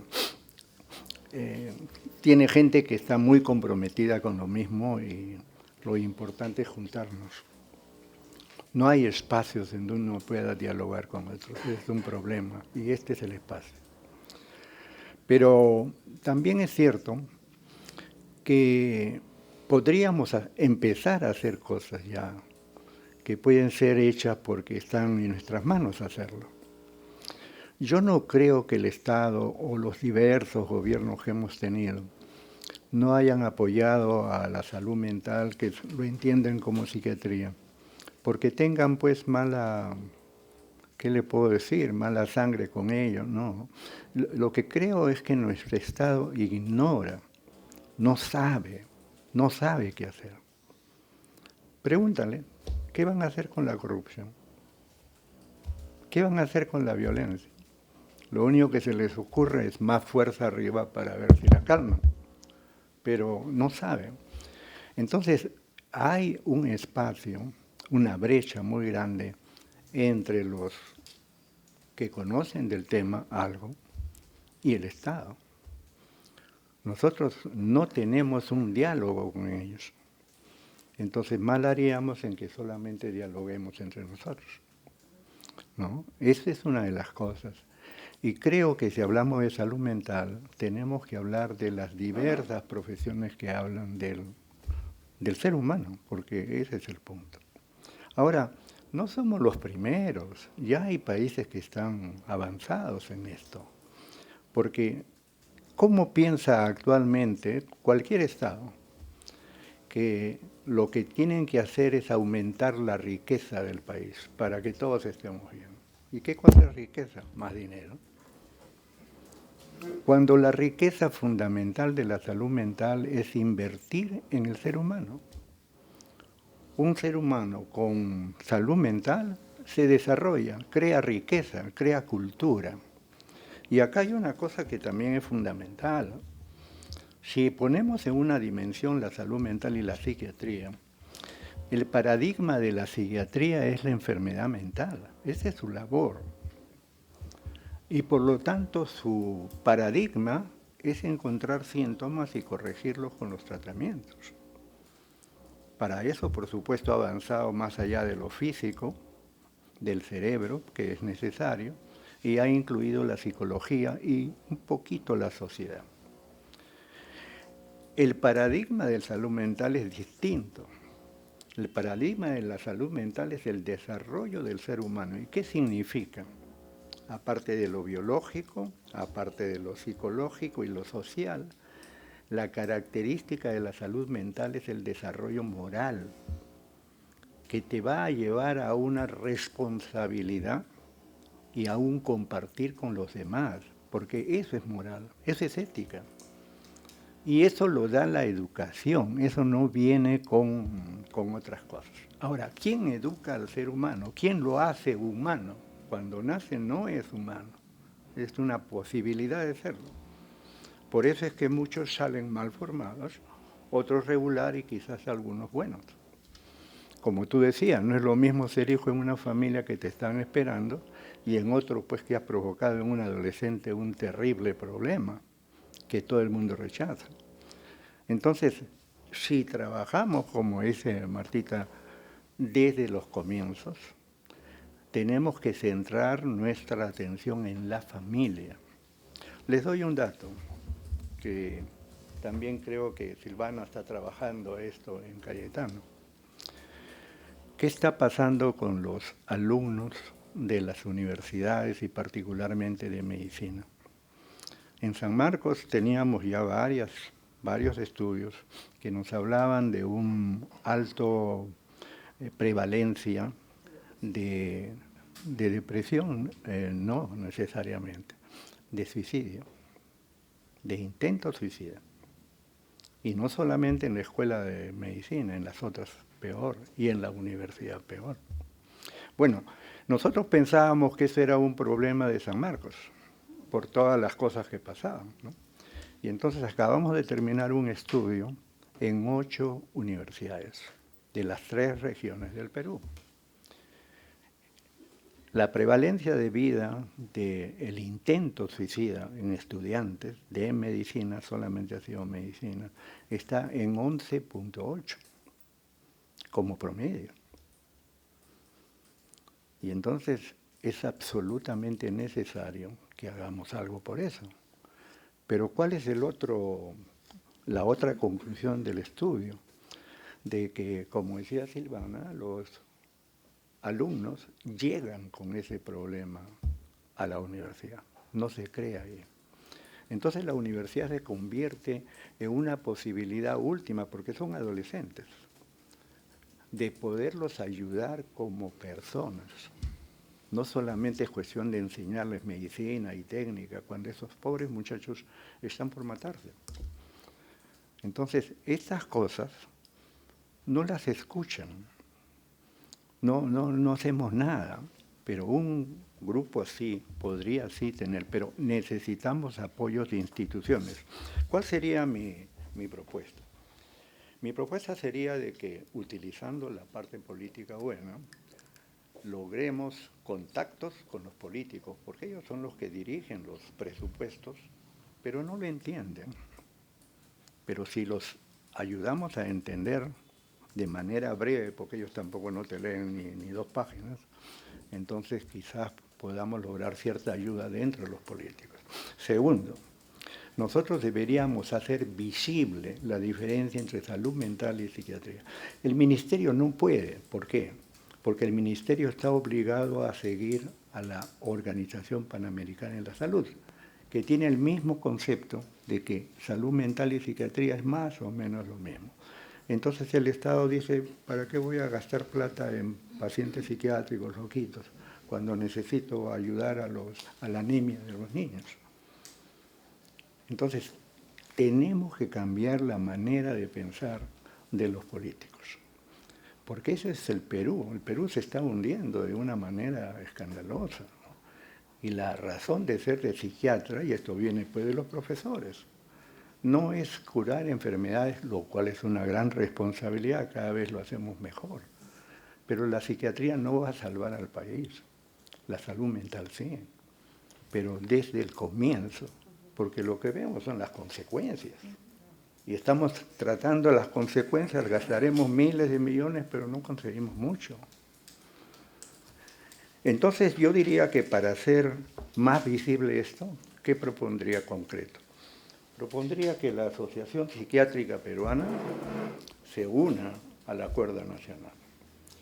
Y voy a proponer algo que quizás no va a ser muy agradable para muchos. La asociación debiera llamarse Asociación Psiquiátrica y de Salud Mental del Perú. Desde ahí comenzamos a hablar de la diferencia. Y viene entonces la educación de los residentes.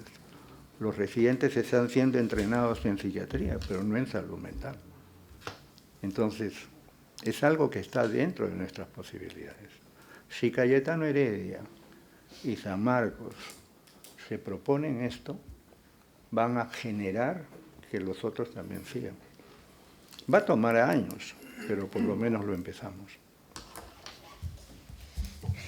Yo quiero secundar la idea del doctor Perales de que tenemos que hablar con el Estado, porque son ellos los que toman las decisiones. Será un Estado medio fallido. En cierta manera, la gente que nos gobierna es representativa de quienes somos, aunque no nos guste. Y no podemos darnos el lujo de decir, pero es de la otra facción, yo no quiero hablar con ella. Porque de repente lo que tenemos que decir es necesario que alguien lo diga. También me ha impresionado mucho lo que ha contado la doctora Cueva acerca de los suicidios. Y el tema de los suicidios yo veo residentes. Estoy obligada a hacerle examen mental a todos los residentes en la maternidad. Y estoy sorprendida de la cantidad de ideación suicida que veo. Pero entonces también veo los estudios que hemos hecho en la maternidad acerca de la prevalencia de ideación suicida en mujeres adultas embarazadas, y es 15.8%, que es una brutalidad. ¿Y de dónde viene toda esa ideación suicida? Bueno, nosotros lo que vimos es que había una relación muy grande entre las experiencias de violencia en la infancia y la ideación suicida en la adultez. Y volvemos al mismo tema de antes. ¿Qué vamos a hacer con tanta violencia al interior de la familia? Porque entre nosotros nos encanta hablar de la corrupción, porque es algo que le pasa a la gente que sale en la televisión, pero nos cuesta mucho hablar de la violencia contra las mujeres, que es algo que le está pasando a la mitad de las mujeres, por lo menos a la mitad de las mujeres de nuestro país, que es atestiguada por sus hijos chiquitos. Y ya sabemos que las consecuencias neurobiológicas de atestiguar la violencia, atestiguar entre comillas, son iguales a las consecuencias neurobiológicas de sufrir la violencia. Entonces, ahí tenemos que parar eso. El otro tema, si me permiten hablar a favor del cuidado de la anemia. La violencia contra las mujeres produce inseguridad alimentaria. Entonces, las mujeres violentadas seguramente tienen más posibilidades de ser anémicas. El 50% de las mujeres embarazadas en el Perú cursan con anemia. Y los cerebros de esos niñitos que han crecido en un vientre anémico no tienen el mismo desarrollo y no van a tener las mismas posibilidades por el resto de su vida. Entonces sí creo que el doctor Perales tiene toda la razón de que tenemos que hablar con el Estado, pero también un poco tenemos que hacernos cargo de los intereses que el Estado preconiza en su momento, porque la interrelación hace que de todas maneras haya un filón de salud mental en lo que sea que ellos estén haciendo.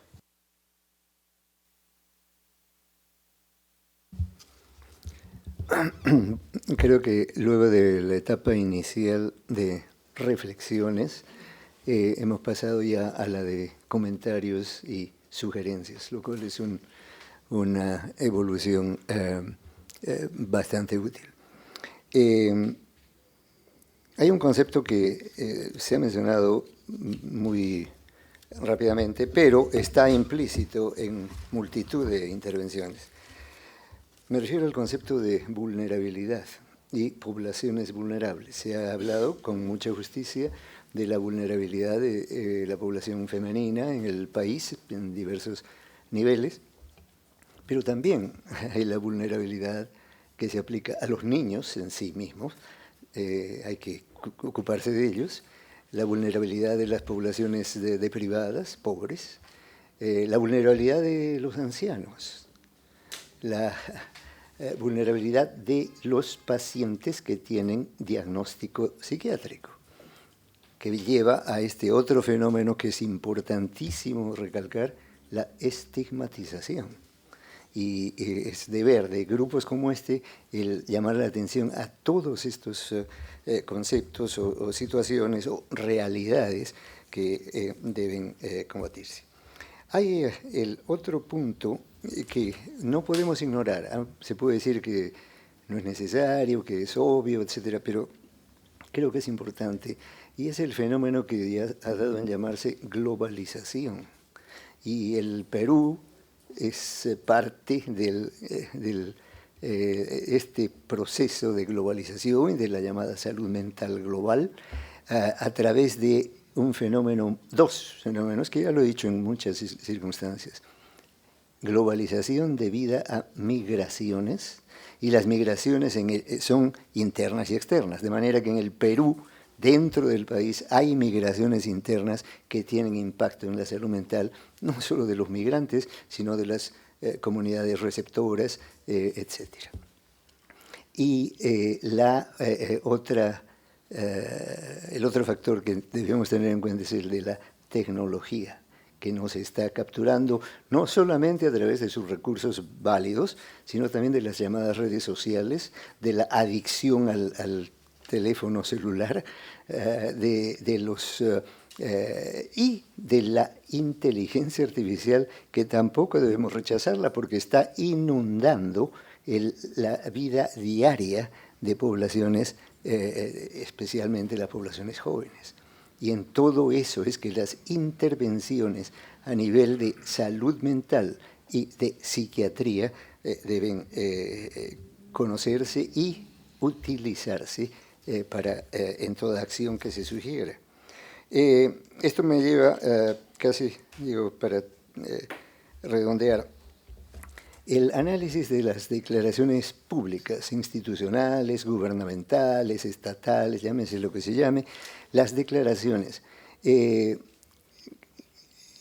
riesgo de estas declaraciones, que las hay en multitud a través de los años, salen pronunciamientos, declaraciones, nuevas reglas, nuevos estatutos gubernamentales, etcétera, etcétera. Pero lo que sucede es lo que algunos han llamado la trivialización de estos documentos, de estas declaraciones, que la trivialización es resultado simplemente de la burocratización, de la utilización de un lenguaje que se repite o se utiliza a base de sinónimos, y entonces el resultado de estas declaraciones públicas puede ser casi nulo. Y entonces grupos como este están llamados a tratar de ayudar a superar este fenómeno de declaraciones públicas o institucionales. Y para terminar, el otro gran fenómeno, que ya se ha mencionado, por cierto, pero que es importante que grupos como este se dediquen a examinarlo detenidamente. Y esto se ha hablado, por ejemplo, en chats de la Academia Nacional de Medicina, de universidades, etc. Es la deshumanización. Ya lo he mencionado, la deshumanización de la educación médica, la deshumanización de la práctica médica psiquiátrica, la deshumanización de conceptos fundamentales en la formación de profesionales diversos. Si no nos dedicamos a corregir el grave daño que la deshumanización, la ignorancia del ser humano que tenemos al frente, no solamente pacientes, y un concepto muy caro a Max, lo ha utilizado muchas veces, y lo escuché una de las primeras veces de él, la otredad, el hecho de que muchos dentro de nuestra sociedad, dentro de nuestras comunidades, prácticamente ignora al otro, y eso realmente constituye un serio problema. En suma, estoy de acuerdo en que grupos como este deben continuar su acción para llamar la atención de poderes públicos, instituciones educativas, grupos sociales, comunidades, etc. Y de qué manera debe hacerse, creo que eso no se puede resolver en una reunión, como una primera reunión, pero sí fomentar el diálogo y ayudar a que esto se traduzca en acciones concretas, no solamente en denuncias elocuentes, pero en última instancia inútiles. Gracias. Bien, yo quería también fortalecer esta idea de seguir avanzando desde un ambiente donde se pueda, entre comillas, forzar que algunas cosas se movilicen, ¿no? La regla de juego es, yo movilizo la agenda pública para que pueda movilizar la agenda política, ¿no? Hay esa relación que se tiene que tomar en cuenta, ¿no? Necesitamos de todas maneras de la agenda política y todos estos esfuerzos de tratar de solucionar los problemas. Estoy muy de acuerdo con lo que se ha dicho antes, de que se debe hacer estos contactos con la parte política, si no, no vamos a avanzar. Tal vez como una sugerencia ante los múltiples aspectos que tiene este problema de la salud mental, tal vez un primer intento debiera ser priorizar, digamos, qué áreas se va a empezar a batallar, ¿no? De tal manera que uno tenga ya un derrotero en orden de prioridad donde se puede empezar a fortalecer políticas, etcétera, y que también se relacione con las personas que podrían participar. Por ejemplo, un aspecto que se ha tocado mucho aquí es los primeros años de vida, ¿ya? Y no solo desde el enfoque de mejorar la salud mental, ¿no? Sino también de alfabetizar a las personas en salud mental. Digamos, que es tan fácil, o sea, los muchachos aprenden cuál es el número de estómagos que tiene la vaca, ¿y acaso no van a poder aprender en qué consiste un estado depresivo? Más o menos cómo a su propio nivel. O sea, es decir, la escolarización de la salud mental debía estar presente, no solo como ambiente, sino como también currícula. De tal manera de que las personas ya crezcan con una cultura en salud mental y conocimientos generales, como debiera ser, en qué es una depresión y cuándo una persona, por ejemplo, debe pedir ayuda, ¿no? Y de paso, de ahí se puede trazar sobre el tema de derechos, porque también una persona que finalmente está con un problema de salud mental, a la larga puede sufrir embates a sus derechos personales por oportunidades y por las múltiples consecuencias que tiene la salud mental en general.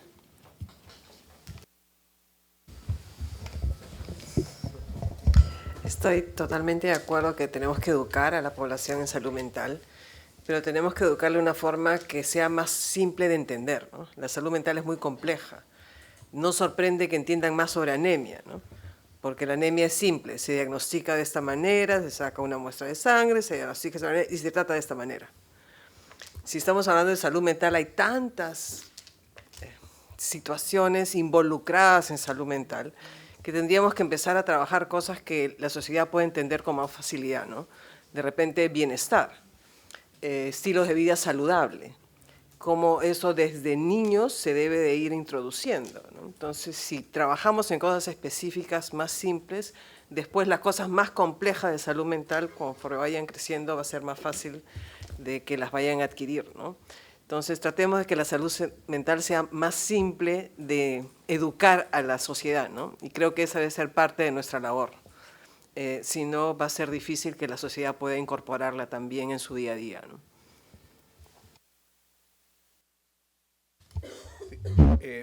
Escuchando a los colegas y dando una propuesta, es totalmente de acuerdo con lo que señalan que es necesario que haya un diálogo con la política, con las figuras políticas. ¿Qué posibilidad habría que el Acuerdo Nacional o la Asociación Psiquiátrica Peruana pueda generar estos espacios de debate con los líderes políticos? Hemos visto, ya vienen las elecciones en un año, y muchas veces pues los debates que vemos en televisión es una parafernalia, una teatralidad de 2 o 3 cosas generales y no sabemos bien qué es lo que se va a tocar. Hablan de salud mental metido en el concepto de salud, 2 o 3 líneas que lo sacan no sé de dónde y no hay sustancia, ¿no? Entonces de repente puede haber esa posibilidad de poner en la palestra, difundir qué dicen o qué van a hacer las posibles nuevas autoridades sobre este aspecto, ¿no? Eso va a permitir saber bien y difundir la información, no tomar partido obviamente, pero sí generar este espacio de diálogo como estamos haciendo actualmente. Y por qué no, de repente algunos pidan ayuda, ¿no? Oiga, Asociación Psiquiátrica Peruana, Acuerdo Nacional, ¿qué podemos hacer nosotros como partido, como grupo político, para poder mejorar esta situación, ¿no? Es evidente que tiene que haber una continuidad claramente, pero si se puede brindar ese espacio para que se dialogue en una primera instancia, porque los políticos al final son los que van a tomar las decisiones, creo que sería importante. Se puede grabar, como se está haciendo ahora, se puede difundir en redes, o sea, las posibilidades son ilimitadas, ¿no? Pero yo creo que es importante que la población, como dice la doctora Saravia, conozca clara y puntualmente qué cosa es lo que se va a trabajar en salud mental y qué cosa es la salud mental. Porque es mucha, si entre los propios profesionales de salud tenemos debates filosóficos conceptuales de salud mental, que está bien, que está mal, que es un concepto válido, que no es válido, que filosóficamente tiene debilidades epistemológicas. O sea, si nosotros mismos hay esos debates, imagínense con qué claridad le vamos a transmitir a la población qué cosa es realmente un estado de bienestar. Algunos hablan mejor más de bienestar, ¿no? que de salud mental, porque algunos dicen que salud mental es una cuestión hasta utópica a veces. Bueno, estos son debates que académicamente los podemos mencionar, pero para la población general, ¿qué es lo que le vamos a brindar? Así que yo creo que debe haber un espacio en el cual los líderes políticos conversen de estos temas, y si la población ve que el líder político habla de estos temas, va a decir, bueno, abramos esta oportunidad de seguir dialogando y ver cómo lograr una cultura de paz, una cultura donde todos podamos pues, explotar todas nuestras potencialidades, ¿no?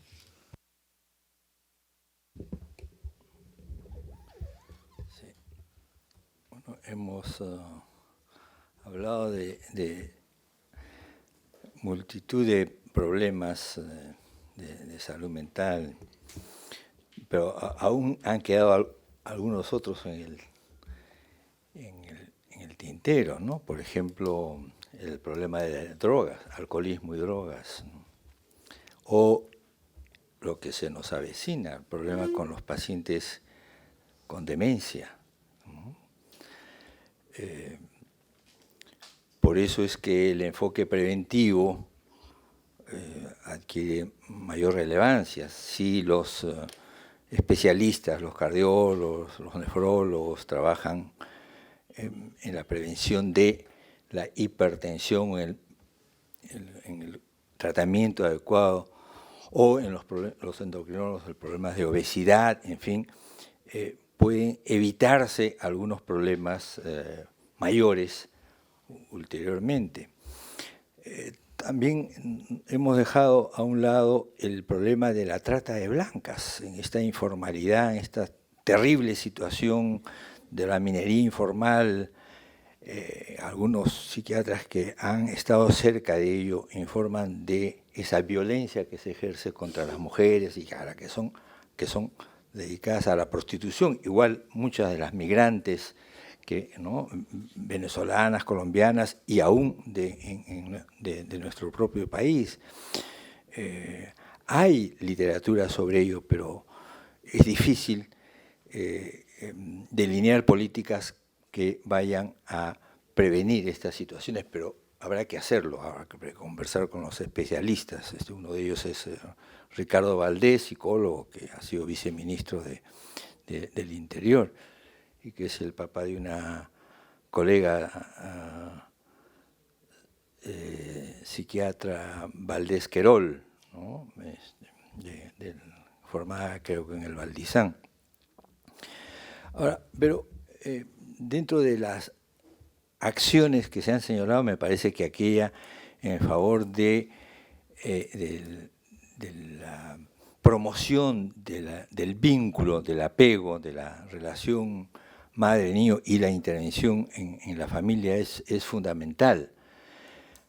Es verdad que en nuestro país adolece pues, de graves deficiencias, la pobreza, la violencia, el alcoholismo, que genera disfuncionalidad en las familias, el machismo que prevalece. Pero hay estudios de otros países que muestran que el apego seguro, a pesar de las condiciones de pobreza y del estrés familiar, sigue siendo uno de los factores que previene la patología. No asegura, no es absolutamente determinante, pero puede prevenir. Y, por ejemplo, hay un estudio de una población de casi 700 personas, 698 personas, tomadas y evaluadas desde el nacimiento, ¿no? Al cabo de unos años, de estas 698 personas, 72% viviendo en condiciones de pobreza y de alto riesgo, no tenían patología. Y llegaron a ser individuos integrados y maduros. Y todavía más, 2/3 de adolescentes que vivían también en estas condiciones difíciles tenían algunos problemas emocionales, pero llegaron a ser adultos maduros.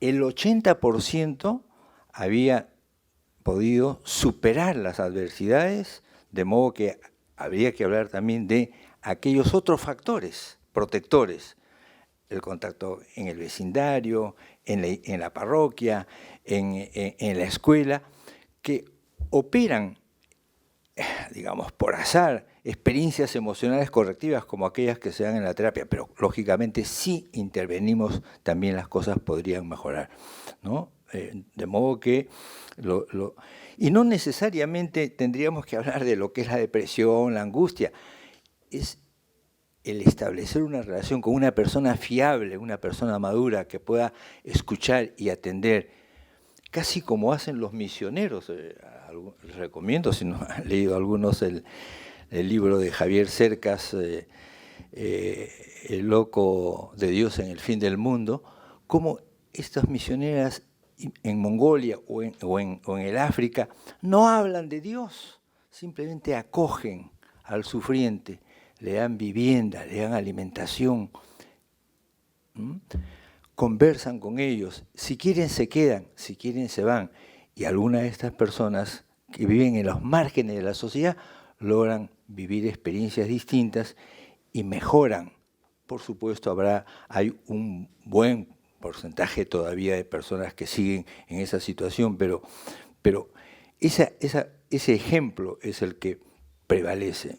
Una anécdota personal. Yo aprendí de la tolerancia religiosa Yo había hecho, como todos los niños en mi época, la catequesis, los judíos y los protestantes eran casi representantes del diablo.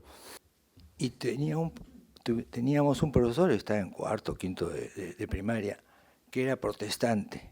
Era una magnífica persona. Asistió a toda la catequesis. Fue a la iglesia de la Recoleta junto con nosotros. Recibimos la hostia. Bueno, hice la primera y la última comunión, creo, en mi caso, pero tuve el ejemplo de la tolerancia religiosa.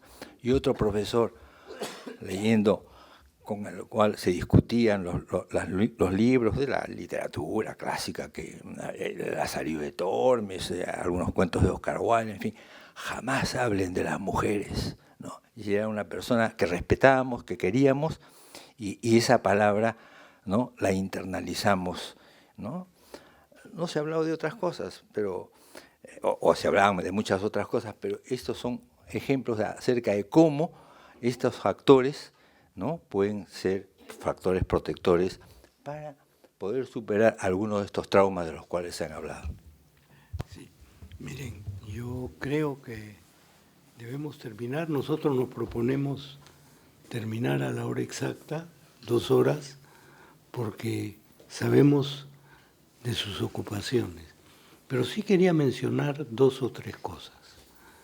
Una primera, en el Acuerdo Nacional estamos intentando reunirnos con todos los jefes de plan de gobierno de las 40 instituciones. Es una tarea poco menos que digna de Hércules, pero se va a hacer y estamos coordinando algo que de repente de este grupo, bajo el liderazgo de repente de la Asociación Psiquiátrica, podrían ir 2 personas a ese evento en el cual estamos organizando en mitad de él, ojalá que resulte, una especie de feria con muchas instituciones dialogantes. Entonces estamos poniendo un pequeño stand donde hay 2 personas y en el intermedio de 1 hora, luego de las discusiones, van a venir los políticos y decirle, doctor, ¿usted cómo nos podría ayudar? O a la inversa, oiga, pongan el tema de salud mental. Esto yo tengo que discutirlo mañana con el grupo impulsor, estoy seguro que lo van a aceptar. Esa es una primera cosa. Segunda, les vamos a pasar el borrador final de la política de Estado sobre desarrollo infantil temprano, la infancia. Le hemos extendido a los primeros 5 años, pero hablamos del problema adolescente vía embarazo adolescente en particular. La segunda cosa, el doctor Saavedra ha planteado la posibilidad de una priorización, que creo que sería muy importante. Yo les cuento, en el acuerdo es muy fácil ponernos de acuerdo, pero a la hora de priorizar es muy difícil. Como decía un amigo mío del Partido Socialista Obrero Español, todos éramos hermanos hasta que ganamos, y cuando ganamos, cuerpo a tierra que llegan los nuestros, ¿no? Entonces, priorizar es bien complicado. Pero si usted, doctor Saavedra, podría darnos una especie de borrador. Segunda cosa, ¿nos permitirían organizar una especie de chat de este grupo para pasar estas informaciones, pasarles el ayuda a memoria de esta reunión también? Y, como les digo, el borrador de la política de Estado del Acuerdo Nacional, y si le podemos encargar a Pepe que con otra persona que ustedes decidan, en el caso que yo logre que puedan estar, pensamos una jornada de una mañana completa, 2 horas con los partidos, 1 hora de la feria de ofertas, y al final un cierre. O sea, sería una jornada que iría pues de 8 de la mañana a 1 del día, así que, pero ustedes podrían estar pues de 10 a 11, al 1 de ustedes, ¿no? Eso un poco sería lo que yo podría, además de agradecerles, ustedes saben, una de las razones por las cuales yo sigo en este cargo, que es bastante antipático, ¿no? Porque la mitad de la gente me dice terruco y la otra mitad me dice facho, entonces es un poquito complicado, ¿no? Eso es peor que asistir a un obseso compulsivo, que dicen que eso requiere ya la paciencia de un santo, ¿no? Es porque aprendo. Y en cada una de estas reuniones, mira, uno aprende una enormidad de cosas. Y si pueden mantener pues me han hecho acordar cuando era presidente de la FUS, diré, al igual que el Amazonas al llegar al mar, mantengan la dulzura de las aguas en medio del salitre circundante. Ok, muchísimas gracias. A ustedes.